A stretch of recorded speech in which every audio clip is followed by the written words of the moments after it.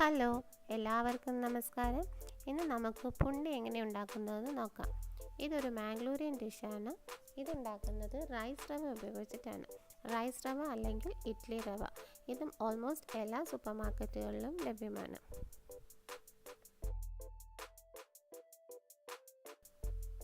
അപ്പോൾ നമുക്ക് നോക്കാം ഇതെങ്ങനെയാണ് ഉണ്ടാക്കുന്നതെന്ന്. ആദ്യം നമുക്ക് ഈ റൈസ് റവയൊന്ന് ചെറുതായിട്ട് വറുത്തെടുക്കണം. അതിനായിട്ട് ഒരു പാൻ അടുപ്പത്ത് വെച്ചതിന് ശേഷം ഞാനിവിടെ 1 കപ്പ് റൈസ് റവയാണ് എടുത്തിരിക്കുന്നത്. ഇനി നമുക്ക് ഈ റവയൊന്ന് ചെറുതായിട്ട് വറുത്തെടുക്കാം. മീഡിയം ഫ്ലെയിമിൽ വെച്ചിട്ട് ഒരു 2-3 മിനിറ്റ് ഇതൊന്ന് വറുക്കാം.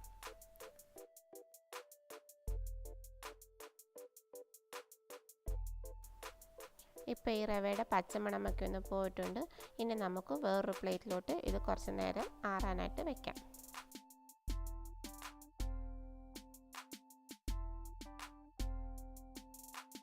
അതിനുശേഷം ഈ പാനിലോട്ട് ഒരു 2 കപ്പ് വെള്ളം ഒഴിച്ച് ചൂടാക്കിയെടുക്കാം. ഇനി നമുക്ക് സ്റ്റൗ ഓൺ ചെയ്യാം. ഇനി ആവശ്യത്തിന് കുറച്ച് ഉപ്പിട്ട് കൊടുക്കാം. ഇപ്പോൾ ജീരകം ഇടാം, അല്ലെങ്കിൽ വെള്ളം തിളച്ചതിന് ശേഷം ജീരകം ഇട്ട് കൊടുക്കാം.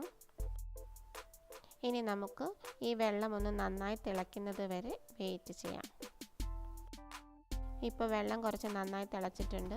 അപ്പോൾ ഒരു 1/2 കപ്പ് ചെറിയ തേങ്ങ ഇട്ട് കൊടുക്കാം. ഇനി നമുക്ക് നേരത്തെ വറുത്ത് വെച്ച റവ ഇട്ട് കൊടുക്കാം. റവ ഇടുമ്പോൾ ഇത് നന്നായി ഇളക്കണം, കാരണം ഇത് കട്ട പിടിക്കാതിരിക്കാൻ നോക്കണം. ഇതിലെ വെള്ളമൊക്കെ ഒന്ന് പറ്റുന്നത് വരെ നന്നായി ഇളക്കി കൊടുക്കാം. റവ കട്ട പിടിക്കാതിരിക്കാൻ പ്രത്യേകം ശ്രദ്ധിക്കണം.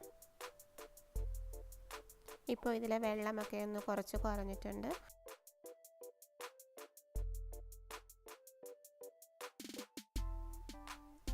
ഇങ്ങനെ ഇത് ഒരുമിച്ചാക്കിയതിന് ശേഷം കുറച്ച് നേരം ഒരടപ്പ് വെച്ച് അടച്ചു വയ്ക്കാം.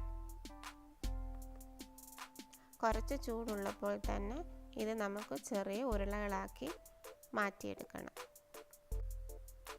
കൈയൊന്ന് ചെറുതായിട്ട് നനച്ചതിന് ശേഷം നമുക്കിത് ചെറിയ ചെറിയ ഉരുളകളാക്കാം.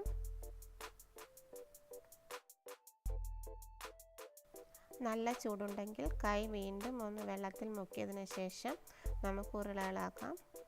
ഈ വലുപ്പത്തിലുള്ള ഉരുളകളാക്കിയെടുക്കാം. ഇതുപോലെ ആക്കിയതിന് ശേഷം നമുക്കിനി ഇതൊന്ന് സ്റ്റീം ചെയ്തെടുക്കണം. അതിനായിട്ട് നമുക്കൊരു സ്റ്റീമർ അടുപ്പത്ത് വയ്ക്കാം.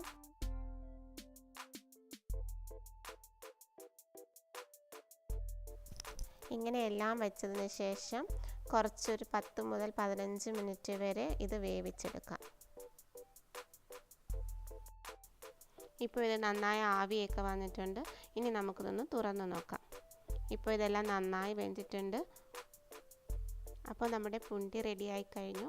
ഇനി ഇത് ചിക്കൻ കറിയുടെ കൂടെയും കടലക്കറിയുടെ കൂടെയും ഒക്കെ നമുക്ക് കഴിക്കാവുന്നതാണ്. ഇത് വളരെ സോഫ്റ്റും ടേസ്റ്റിയുമാണ്. Thanks for watching.